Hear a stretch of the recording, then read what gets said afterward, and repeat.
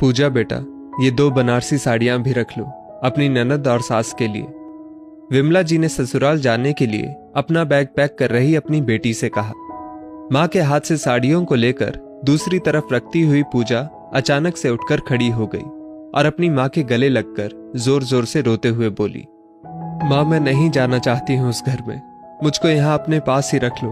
वो लोग नहीं सुधर सकते मां, उन्हें आदत पड़ गई है बार बार मुझको हर बात पर जलील करने की, मुझसे गाली गलौज करने की। मेरा उस घर में बिल्कुल मन नहीं लगता। हर रोज मेरे स्वाभिमान को रौंदा जाता है। हर छोटी बड़ी बात पर आप लोगों को कोसा जाता है।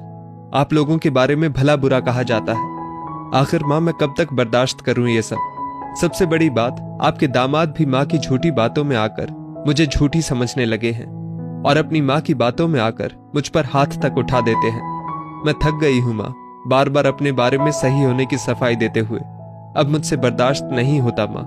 आप हमेशा मेरे साथ मेरे ससुराल वालों को खुश करने के लिए महंगी महंगी चीजें भेजते रहते हो ताकि वो मुझसे खुश रहें और मुझसे अच्छा व्यवहार करें। पर मां, उन लोगों को आप अपना सब कुछ भी दे देंगी तो भी वो खुश नहीं होंगे। मुझको उस नर्क जैसे घर से निकाल लो मां। मैं आपके ऊपर बोझ नहीं बनूंगी, खुद कमा कर खा लूंगी।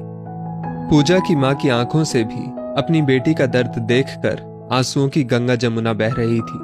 उन्होंने अपने आप को शांत किया और पूजा के सिर पर हाथ रखते हुए उसको प्यार से अपने पास बिठाया और बोली, मत रो मेरी बच्ची, मत रो। हर औरत किसी न किसी रूप में कुछ न कुछ बर्दाश्त करती है। जैसा भी है, तेरा ससुराल है। अब तेरी पहचान उस घर से ही है बेटा। क्या करे, तेरी किस्मत में, तेरे नसीब में यही परिवार लिखा हुआ था। भगवान ने दामाद जी को ही तेरे पति के रूप में लिखा था। उसको हम कैसे बदल सकते हैं? सब नसीब की बातें होती हैं बेटा। तेरा नसीब ही ऐसा है। पर तू देखना, थोड़े दिन में सब सही हो जाएगा। ऐसे कोई अपना ससुराल और अपना पति छोड़ने की बातें थोड़ी करता है। ऐसा करने से समाज में कितनी थू थू होती है। तू अभी बच्ची है, समझ नहीं सकती, और अभी तेरी एक छोटी बहन और है घर पर। तेरे ऐसा करने से उसकी शादी नहीं हो पाएगी। ये सब नसीब की बातें होती हैं बेटा। अब तेरा नसीब ही ऐसा है तो कोई क्या कर सकता है? अपने नसीब के साथ समझौता करके जीना सीख ले बेटा।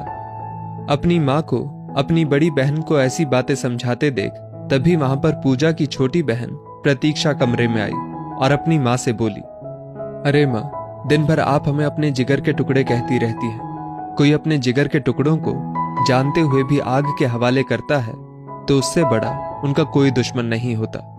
पिछले 7 सालों से आप दीदी को उस बेकार परिवार को अपना नसीब समझकर अपनाने के लिए बार बार बोलकर उस नर्क में भेज देती हो, और दीदी आपकी बोली हुई बात मानकर अपने नसीब को कोसते हुए उस परिवार में यातनाएं भोगने के लिए चली जाती है।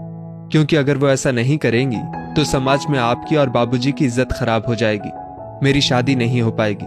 बस इसीलिए ना माँ, इसके अलावा आपके पास और कोई कारण नहीं है ना दीदी को उस घर में भेजने का? प्रतीक्षा एक स्वर में बोले जा रही थी, समाज के लिए अपनी बेटी की आहुति मत दो। किस्मत से मिली बेटियां नसीब के भरोसे नहीं छोड़ी जाती मां। प्रतीक्षा ने अपने मोबाइल में से अपनी फ्रेंड की मरी हुई बहन की फोटो दिखाई और बोली, देखो मां, कल को आपकी बेटी पूजा का भी यही हाल हो सकता है। मेरी फ्रेंड की बहन भी अपने ससुराल वालों से बहुत परेशान थी। वो अकेली थी और सब उसके खिलाफ थे। उसकी माँ भी उसको अपना नसीब समझकर ससुराल में मिल रही यातनाएं भोगने के लिए बोलती थी, और आज इसने इन सब दुखों से मुक्ति पा ली। सब लोगों को अपनी परेशानी बताई, पर किसी ने साथ नहीं दिया तो इसने मौत को गले लगाकर अपने दुखों से खुद ही मुक्ति पा ली। प्रतीक्षा रोते रोते बोली, माँ, कल को डर लगता है दीदी कोई ऐसा कदम ना उठा ले। दीदी धीरे धीरे उदासी और डिप्रेशन में जा रही है माँ। उसको हमारे साथ और सहारे की जरूरत है। जहां सम्मान नहीं होता वहां किसी स्त्री का रहना एक जानवर के बराबर है। माँ, रोक लो दीदी को, उसे नसीब के भरोसे मत छोड़ो, वरना एक दिन दीदी भी हमें ऐसे ही छोड़कर चली जाएंगी। विमला जी की आंखों पर पड़ा समाज का पर्दा ये खबर सुनकर एक ही मिनट में उतर गया। उन्होंने अपनी दोनों बेटियों को अपने गले से लगा लिया और बोली, बस अब मत रोना मेरी बच्चियों। समाज में इज्जत खराब होने का डर दिमाग में इतना हावी हो जाता है कि हम उस डर के आगे अपनी बच्चियों के दुख दर्द भी नहीं देखना चाहते। विमला जी गुस्से में आकर बोली, अरे भाड़ में जाए ऐसी इज्जत जिसकी कीमत हमारी बेटियां अपनी जिंदगी को अपने माँ बाप की इज्जत के लिए स्वाहा करके अपने आंसुओं से चुकाती रहे।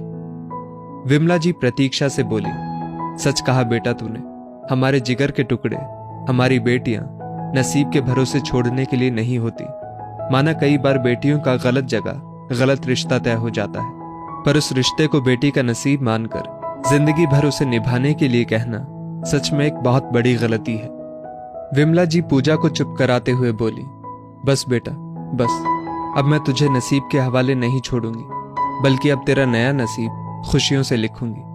अब तू नहीं जाएगी उस घर में जहां तेरी कोई इज्जत नहीं। तू यहां तेरे घर में अपनों के साथ वापस पहले के जैसे मुस्कुराते हुए जिएगी। हम सब तेरे साथ हैं बेटा। पूजा की आंखों में अब सुकून था कि उसके परिवार ने उसे नसीब के भरोसे ना छोड़ अपनत्व दिखाया और जीवन के इस कठिन पड़ाव पर उसका साथ दिया। दोस्तों, इस स्टोरी को लेकर आपकी क्या राय है, नीचे कमेंट करके जरूर बताइएगा। और ऐसी ही और भी बेहतरीन वीडियोस के लिए हमारा पेज जरूर फॉलो करें। धन्यवाद।